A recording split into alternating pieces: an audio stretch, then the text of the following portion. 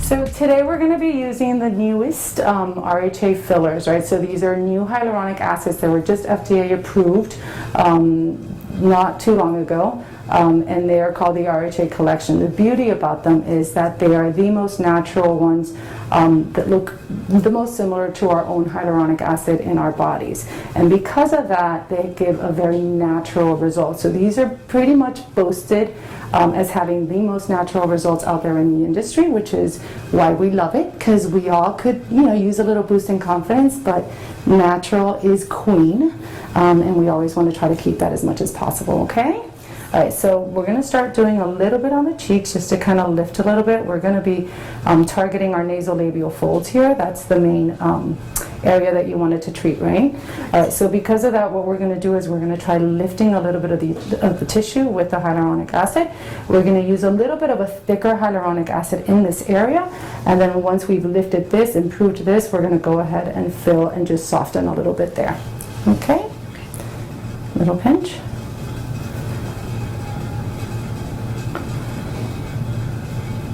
How does that feel? Good. Okay, so right now we're just injecting a little bit on bone just to kind of lift the tissue.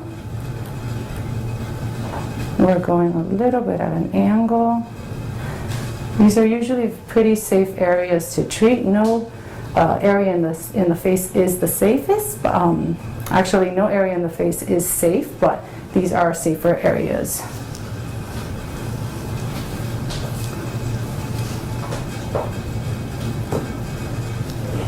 So part of the aging process, as we start getting some laxity of our skin and our collagen, our tissue, our fat pads, which tend to be nice and upright and together when we're youthful, they start kind of separating a little bit and they start coming down, or what we call descending.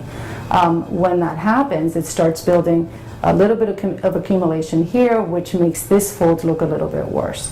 So what we're trying to achieve with the fillers is kind of replace some of that volume that we lost and kind of bring up some of that volume that's now descended into the mid-face. This is what we call the light reflex of the cheek. So when we highlight, when we contour, when we're trying to put makeup on, what we want to do is kind of highlight a certain part of the cheek and then contour the rest, and that's just going to give us that kind of like lifted look. And that looks amazing.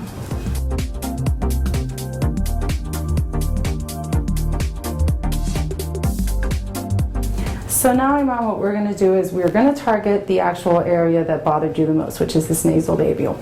First thing we're going to do is I'm going to inject one injection. It's going to feel a little strange. You might actually feel this a little bit in your teeth, and that's normal. Don't worry. But what this is going to do is it's going to add a little bit of structure. So as we start aging, the area around our mouth, that bony tissue, it starts kind of retracting back. And so by adding a little bit of support, it'll actually also help support a little bit of the nose. And it just gives you the most natural look in that nasolabial fold. I'm not huge on adding a lot of filler in this area. It's okay to soften, but it doesn't make sense to me as we're aging if all of our volume is kind of coming, it's coming down and it's coming in. If we're going to start just adding more filler in that area, we're just augmenting an area that doesn't need so much augmenting. We just need to soften it. Okay, so the most natural way of softening these is by lifting a little bit of the tissue in the cheeks and then just softening a little bit there. Okay? Little pinch. You are doing amazing. So what we're using here, this is called an RHA 3. This particular hyaluronic acid is middle of the road, so there's 3 that are that have been FDA approved in the States. There's more that are in Europe, but in the States we have RHA 2, 3, and 4. So the softest one is 2. That one is the most superficial one that you'll use for just softening of the surface of the skin. You can use it on lips. It looks beautiful on lips. And then you can also use it for any just fine lines that you have anywhere. RHA 3 is somewhere in the middle, so it's really great for nasolabial fold. And it's also great for lips. and just any area that needs a little bit of softening. And then you have RHA 4, that one's the most robust. That's the one that we used on your cheeks. That one also looks it's beautiful to contour the cheeks and to give a little bit of contour to the chin, to the jawline. It's a very beautiful product. The difference between them basically is just the thickness of it, so it's how it's cross-linked. That's what's going to give you the thickness. These products, all of them are pretty much indicated for 15, so they're approved for 15 months, which is what's beautiful about them, is they're also long-lasting. So we just did what's called the piriform fossa, which is just a little injection that we do right here on bone. This injection can sometimes cause a little bit of numbness of the lips, which is also great to do before we do the lips, because it will offer a little bit of numbing.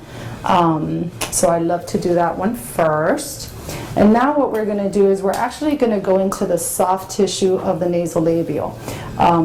To do that, I do like to backfill and just use these smaller syringes and needles. And then I just kind of go into the area. And they're fairly superficial injections. Again, it's not an area that I like to put a lot of product in. All we want to do is kind of soften.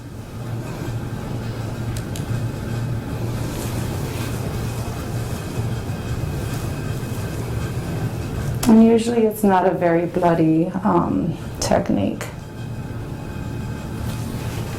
So a lot of times I'll go kind of parallel to where the fold is, but I'll also do some little bit of cross-hatching just to kind of build a little bit of the tissue in that area and pop that fold up.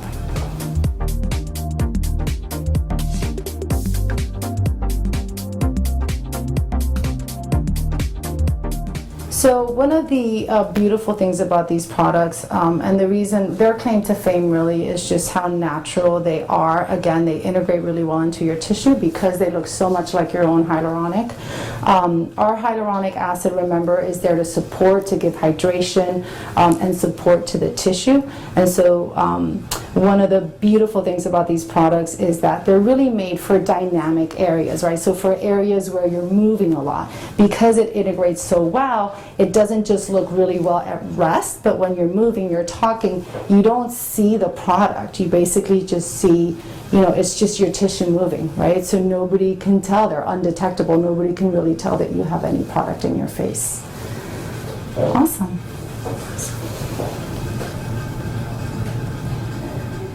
And so finally, we're going to use the rest of the syringe. We'll put just a little bit to upturn the corners of the mouth. I mean, you're absolutely gorgeous. What do you want me to tell you? But any little boost is just that added oomph. All right, good.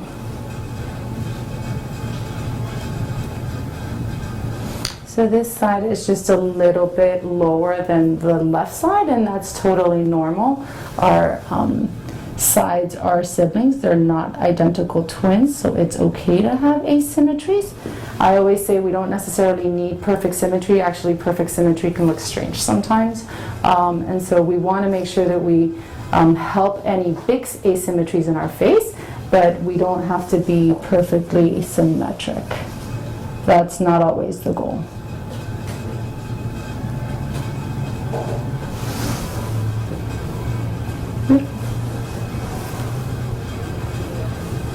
And I'm going to go a little bit down here, okay? The lips do tend to be a little bit more vascular, so they do tend to bleed a little more during the procedure, and so therefore you can have a little more bruising, but normally it's not terrible.